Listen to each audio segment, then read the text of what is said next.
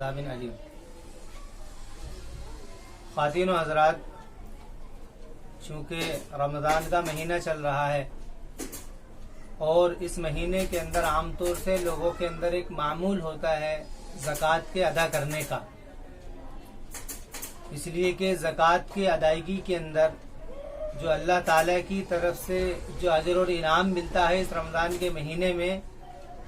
اس کی حرص کے اندر عام طور سے لوگوں کے اندر رجحان ہوتا ہے کہ رمضان کے اندر زکوٰۃ ادا کی جائے۔ تو اسی کے حوالے سے کچھ عرض کرنا تھا زکوٰۃ کے تعلق سے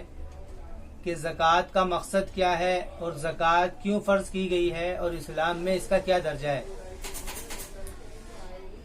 دیکھیے، جتنے بھی اللہ تعالیٰ کی طرف سے احکامات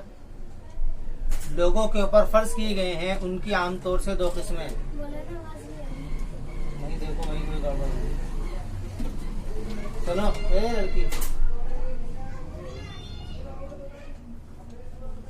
تو عام طور سے اس کی دو قسمیں ہیں۔ ایک قسم تو وہ ہے جو کہ حقوق اللہ سے متعلق ہے، اور دوسری قسم وہ ہے جو حقوق العباد سے متعلق ہے۔ حقوق اللہ کے اندر نماز ہے، روزہ ہے، حج ہے، اور حقوق العباد سے متعلق جو قسم ہے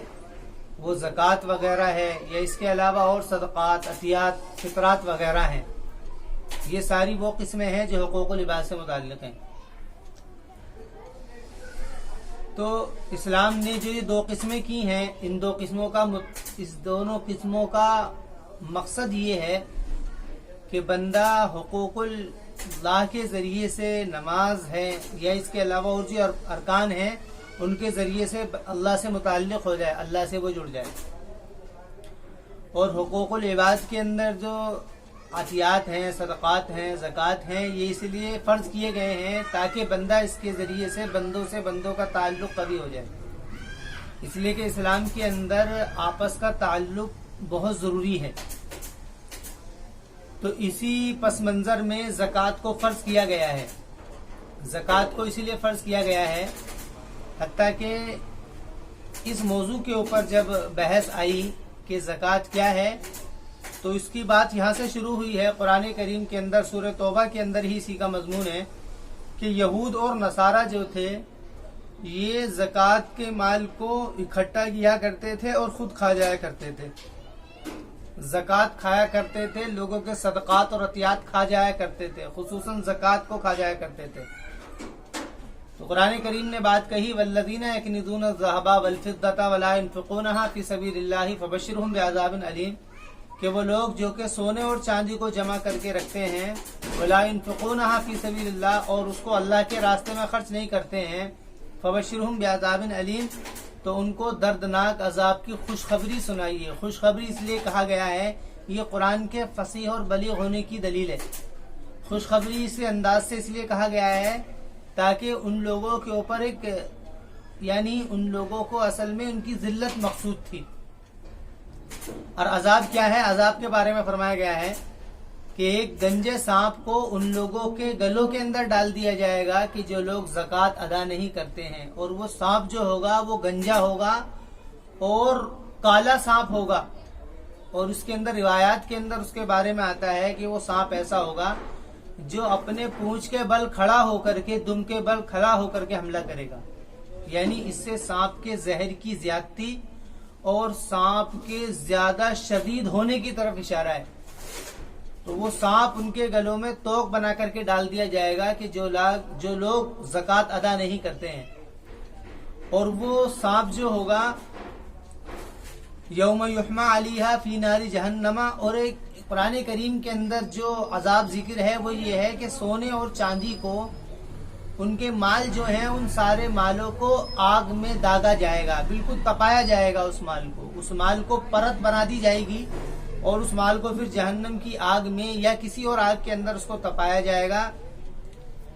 فی ناری جہنم، جہنم کی آگ کے اندر اس کو تپایا جائے گا۔ ناری جہنم اس لیے کہا گیا ہے کہ جہنم کی جو آگ ہے وہ باقی اور آگوں کے مقابل میں 70 گنا زیادہ بڑھی ہوئی ہے، اسی لیے اس آگ کا ذکر کیا گیا ہے۔ اور یہ عذاب جتنا بھی ہے یہ سارا کا سارا عذاب جہنم سے پہلے کا ہے، جہنم میں جانے سے پہلے کا عذاب ہے، کیونکہ مقصود جو ہے اس عذاب کا وہ اس کی توہین اور ذلت مقصود ہے،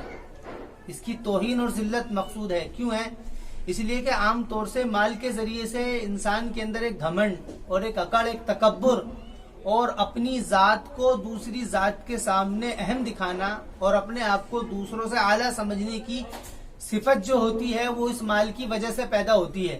اس لیے اس صفت کو ختم کرنے کے لیے، انسان کے اندر سے تکبر کو ختم کرنے کے لیے اور اس کو ذلیل کرنے کے لیے عذاب دیا جائے گا۔ اس میں علماء کا اتفاق ہے کہ یہ جو عذاب ہوگا یہ جہنم سے پہلے کا عذاب ہے، وہ اس لیے ہے تاکہ اس کو ذلیل کیا جائے۔ تو عذاب کی تفصیل اس طریقے سے ہے کہ اس کے سونے اور چاندی کو جہنم میں داغا جائے گا، تپایا جائے گا، اور جب وہ بالکل تپ کر کے ایک دم اس کی حالت بدل جائے گی، گویا کہ وہ آگ ہی ہو جائے گا، گویا کہ وہ آگ ہی ہو جائے گا۔ تو کہا یوم یحمى علیہا فی نار جہنم فتکوی بہا جباہہم، تو اس سونے اور چاندی کے ذریعے سے پہلے اس کی پیشانی کو، یعنی پیشانی کو داغا جائے گا، یعنی گرم چیز سونا اور چاندی جو ہوگی، اب سونا اور چاندی کے ذریعے سے اس کی پیشانی کو داغا جائے گا، فتکوی بہا جباہہم۔ اس کے بعد میں ہے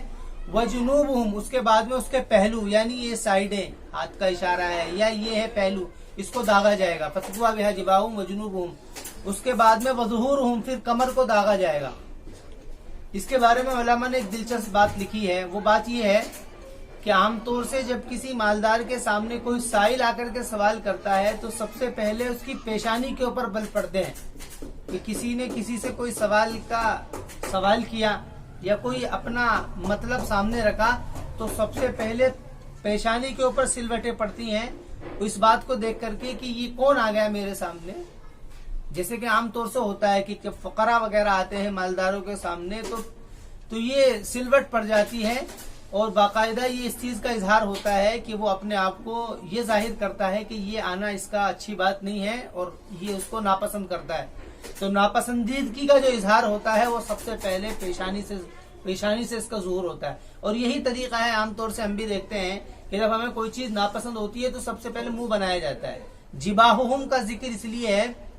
کیونکہ منہ جب جو اظہار ہے پریشانی یعنی ناگواری کا جو اظہار ہے اس کی انتہا ہے منہ کو چڑچڑا کر لینا، یہ اس کی انتہا ہے، اور اس کی جو ابتدا ہے وہ پیشانی کے اوپر بل کا آنا ہے۔ چنانچہ ہم دیکھتے ہیں کہ جب ہم کو کوئی ادنا سی ناگواری ہوتی ہے تو پیشانی کے اوپر ہلکی سی بل آ جاتے ہیں کہ بھئی یہ بات ناپسند ہے، لیکن جب ناپسندگی زیادہ ہوتی ہے تو پھر منہ کو بنا لیا جاتا ہے، چڑچڑا منہ کر لیا جاتا ہے۔ تو قرآن نے کہا کہ ان کی پیشانی کو داغا جائے، کیونکہ یہاں سے سب سے پہلے ظاہر ہوئی ہے ناگواری۔ ناگواری کیوں ظاہر ہوئی؟ کہ اپنے مال کے اندر غریبوں کا حق نہیں سمجھا، اور نہ سمجھنے کی وجہ سے یہ ناگواری پیدا ہوئی ہے، تو سب سے پہلے پیشانی کو داغا جائے گا۔ فتکوی بہا جباہہم، اس کے بعد میں ہے وجنوبہم۔ اس کے بعد میں کیا ہوتا ہے کہ جب سائل مانگتا ہی رہتا ہے اور مانگنے کے بعد نہیں جاتا ہے تو عام طور سے لوگوں کا مزاج یہ ہے کہ جب کوئی چیز ناپسند ہوتی ہے تو اس کی طرف سے اپنا رخ پھیر لیا جاتا ہے۔ مثلا مغرب کی طرف سے کوئی بات ہم سے کر رہا ہے تو ہم اس کی طرف سے چہرہ پھیر کر کے جنوب کی طرف، شمال کی طرف کر لیتے ہیں۔ یہ عام طور سے آدمی کا طریقہ ہے کہ وہ اپنے چہرے اپنے آپ کو بالکل گھما لیتا ہے۔ تو گھمانے کے بعد میں تو گویا کہ یہ جو پہلو ہے یہ اس کے غریب کے سامنے ہو جاتا ہے، تو کہا گیا کہ اس کے بعد میں پھر ان کے پہلو کو داغا جائے گا۔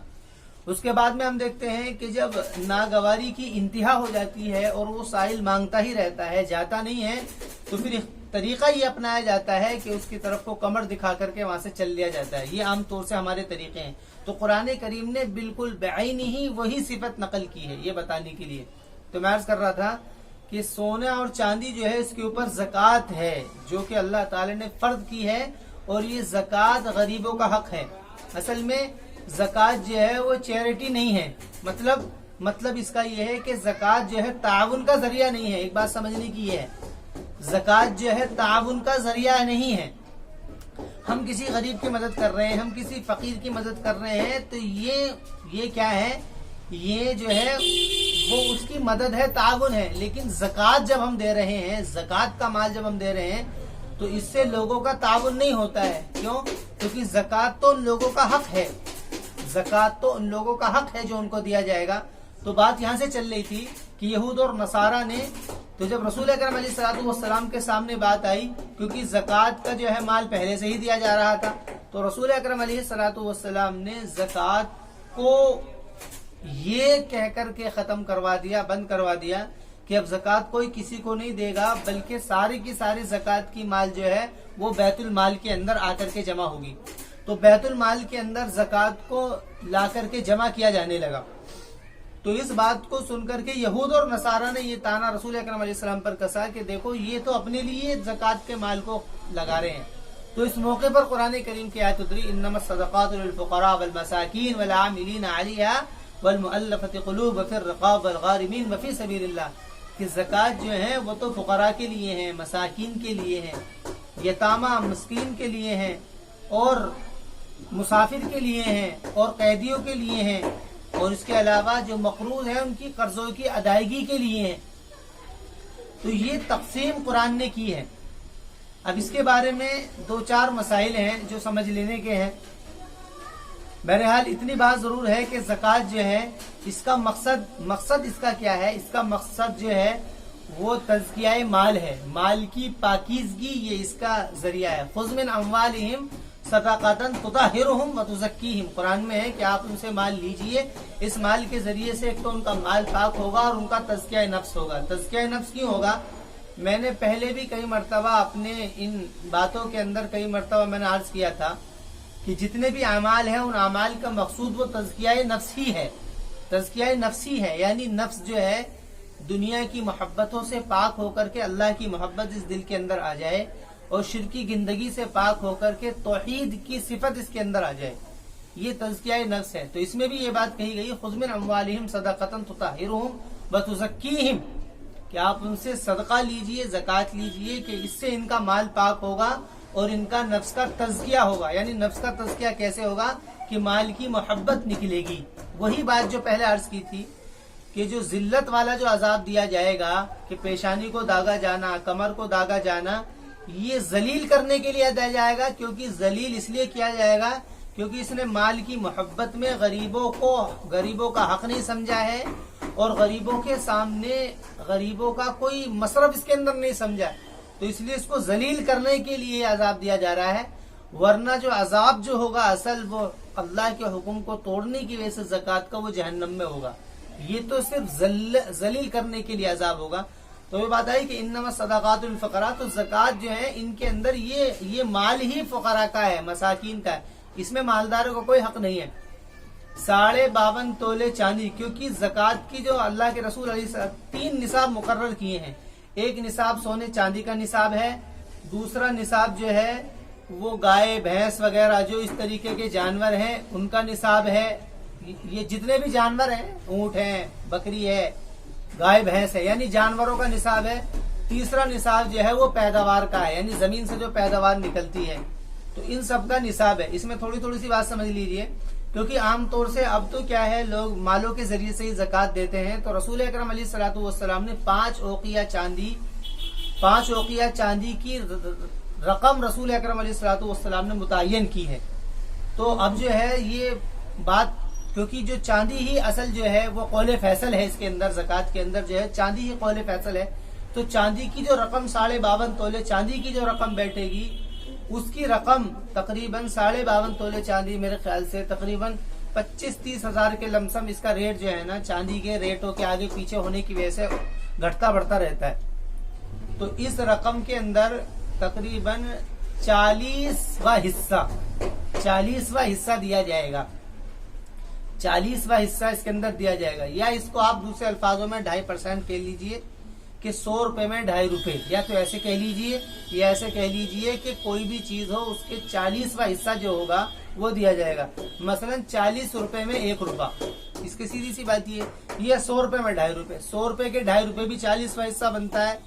اور 40 روپے کا 1 روپہ بھی وہ ہے وہ 2.5% بنتا ہے۔ بہرحال 40واں حصہ 2.5%، یہ زکوٰۃ کی رقم ہے جو دی جائے گی۔ اب اس کے اندر علماء کا اختلاف ہے کہ زکوٰۃ جو ہے اس کے اندر اصل میں اس کے اندر جو نصاب مقرر کیے گئے ہیں، جو مصرف مقرر کیے گئے ہیں، مصرف کو لے کر کے کچھ بات عرض کرنی تھی آپ سے۔ فرمایا گیا کہ انما الصدقات للفقراء والمساکین، کہ زکوٰۃ جو ہیں یہ فقراء اور مسکین کے لیے ہیں، والیتامى اور یتیموں کے لیے ہیں، وابن السبیل مسافروں کے لیے ہیں، اور اس کے علاوہ وفی سبیل اللہ ہے، اللہ کے راستے میں ہیں، والغارمین اور مقروضوں کے لیے ہیں، والمؤلفۃ قلوب اور مؤلفۃ قلوب کے لیے ہیں۔ اصل میں اس میں ایک جو بحث چلی ہے علماء کے درمیان وہی چلی ہے کہ کیا زکوٰۃ کے لیے مالک بنانا ضروری ہے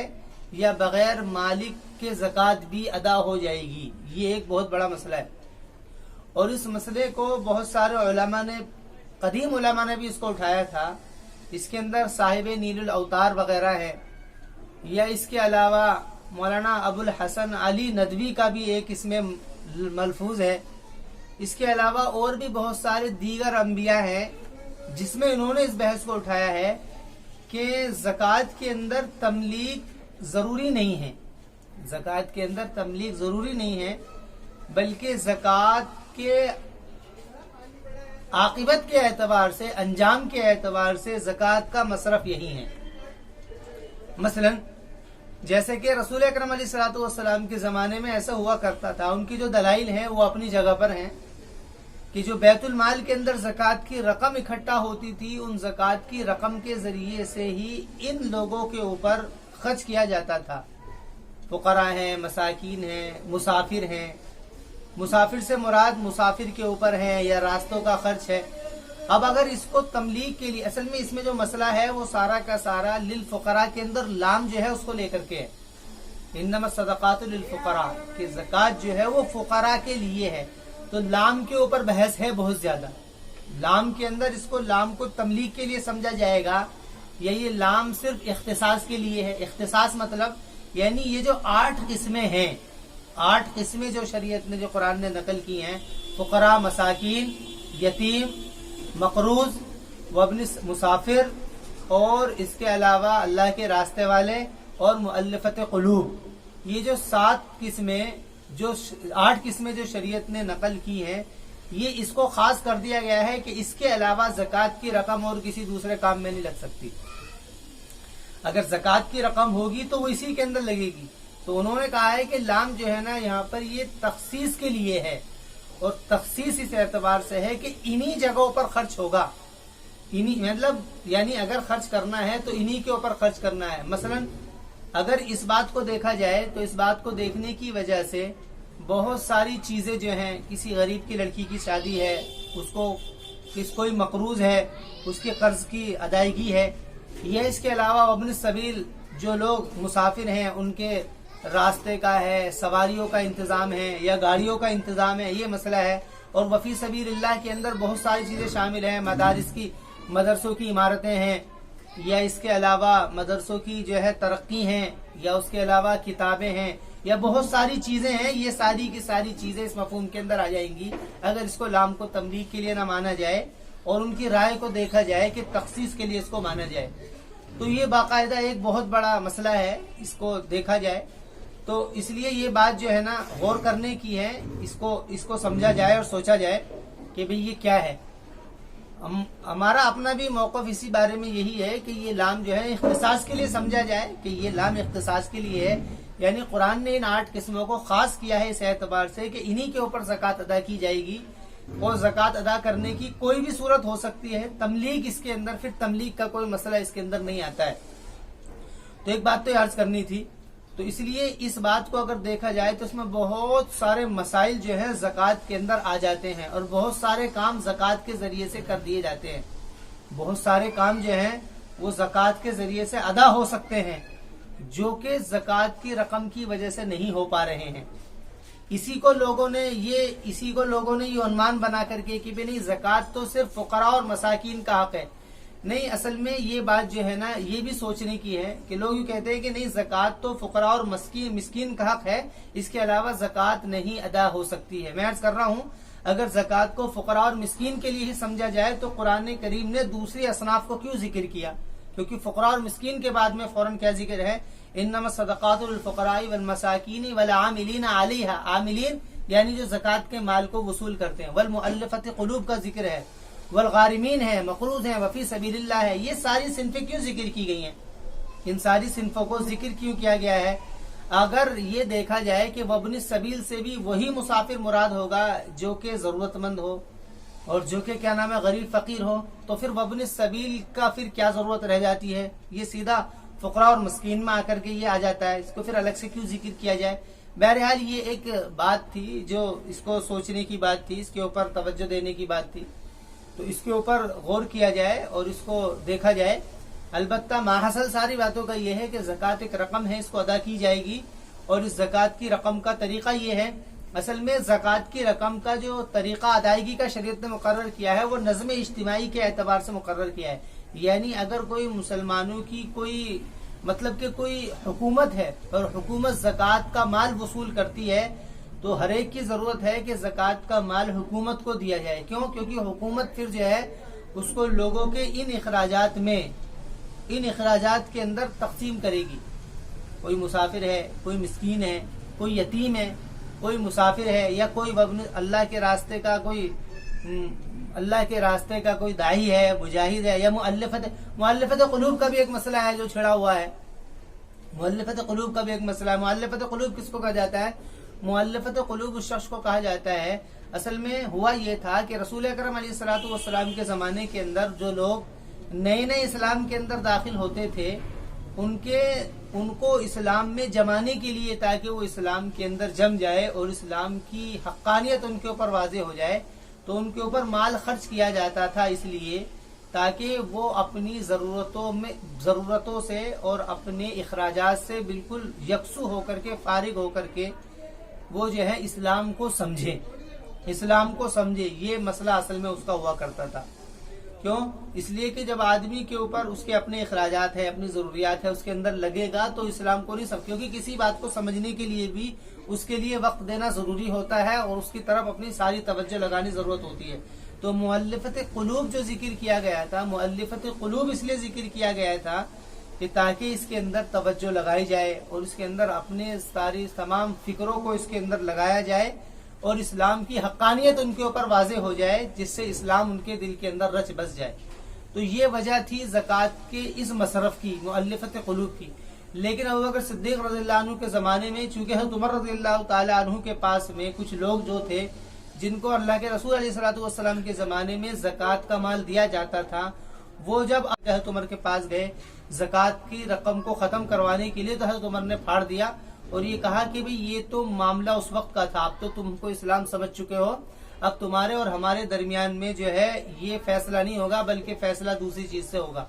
یہ کہہ کر کے حضرت عمر، تو اس کے اوپر حضرات صحابہ نے کسی نے کچھ بات بھی نہیں کہی تھی، اور اس وقت سے لے کر کے اب تک یہ مسئلہ بنا ہوا ہے علماء کے نزدیک کہ مؤلفت قلوب جو ہے یہ زکوٰۃ کے مصرف سے خارج ہو گیا ہے، یہ نکل چکا ہے۔ حالانکہ اس کو بھی بہت سارے علماء نے اس بات سے کہا ہے کہ نہیں، وہ جو حضرت عمر کے زمانے کے اندر جو بات تھی، وہ حضرت عمر رضی اللہ تعالیٰ عنہ نے اپنے خطے کے اعتبار سے بات کی تھی، کیونکہ اس خطے کے اندر اسلام جو ہے وہ پوری طریقے سے آ چکا تھا اور لوگ اسلام کی حقانیت کو سمجھ چکے تھے۔ لیکن دوسرے جو خطے ہیں کہ جہاں پر ابھی لوگ اسلام کو سمجھتے نہیں ہیں، مثلا ہمارا ملک ہے، یہ اس کے علاوہ اور دوسرے ممالک ہیں جس کے اندر اسلام کے اوپر بہت سارے اعتراضات ہیں، اسلام کو نہیں سمجھے ہوئے ہیں، تو بعض علماء کا قول رائے یہ ہے کہ ان کے پر ہی زکوٰۃ کا مال خرچ کیا جا سکتا ہے، یہ ان کا اپنا موقف ہے۔ والمؤلفت قلوب سے یہی لوگ مراد ہیں۔ والغارمین سے مراد مقروض ہیں۔ مقروض یعنی وہ لوگ کہ جن کے اوپر قرض ہیں اور ان کی قرض کی ادائیگی کی کوئی شکلیں نہیں ہیں، تو ان کی قرضوں کی ادائیگی کی شکل کے لیے مسلمانوں کو چاہیے کہ وہ اپنی زکوٰۃ کی رقم ان کو دیں، تاکہ وہ اپنی اس رقم کے ذریعے سے زکوٰۃ ادا کر دیں، تاکہ وہ ان کو اپنی رقم سے زکوٰۃ ادا کر دیں۔ اس کا طریقہ یہ ہو سکتا ہے کہ ان کو بھی دیا جا سکتا ہے۔ جو لوگ تملیک کے قائل ہیں تو ان لوگوں کے نزدیک تو انہی کو دینا پڑے گا کہ جو مقروض ہیں، اور جو اس بات کو کہتے ہیں کہ نہیں زکوٰۃ کے ان کے قرض کی ادائیگی کا مسئلہ ہے تو جا کر کے اسی کو دے دیا جائے، یعنی جس نے قرض دیا ہے، قارض جو شخص ہے جس نے قرض دے رکھا ہے، اسی کو جا کر کے رقم دی جائے کہ بھئی یہ اتنی رقم فلاں شخص کی طرف سے ہے جس کے اوپر تیرا قرضہ ہے، تو یہ تو رقم لے لے، 10,000 20,000 جو بھی ہے، کہ یہ 20,000 روپے اس مقروض کی طرف سے ہے کہ جس نے تیرے سے قرضہ لے رکھا تھا، یہ رقم 20,000 روپے کی اپنے پاس رکھ، اور اس کو زکوٰۃ خالی ہو گیا، تو ان کے نزدیک یہ اس طریقے سے بھی ادا ہو جائے گا۔ اسی طریقے سے ایک قسم وہ ہے جو لوگ جیلوں کے اندر بند ہیں، تو جیلوں کے اندر بند ہیں، تو جو جیلوں کے اندر بند ہیں تو ان کا بھی مسئلہ یہی ہے. تو جیلوں کے اندر جو بند ہیں، اب مسئلہ یہ ہے کہ جیلوں کے اندر جو بند ہیں ان کے اندر وکیل کا خرچ ہے، یا اس کے علاوہ اور دوسرے خرچ ہیں، وکیل کا خرچ ہے یا کورٹ کا خرچ ہے یا اور بھی بہت سارے خرچ ہیں، یا آپس کے تعلقات کا خرچ ہے. مثلا جس جو جیل میں ہے، جس نے کیس کر رکھا ہے، اس سے کیس کو رفع دفع کرنے کے لیے کہ بھئی کچھ رقم تم لے لو اور اس کو معاف کر دو، یہ جو بھی رقم ہے اس کے اندر وہ زکوٰۃ کے ہی مصرف سے ادا کی جا سکتی ہے. یہ والغارمین کا مطلب ہے. وفی سبیل اللہ سے مراد وہ لوگ ہیں جو کہ اللہ کے راستے میں ہیں. اس سے مراد دائی بھی ہو سکتے ہیں، اس سے مراد مدارس بھی ہیں، اس سے مراد خانقاہیں بھی ہیں، اس سے مراد ہر وہ دینی کام ہے وابن السبیل سے جس کا مقصد اعلاء کلمت اللہ ہو.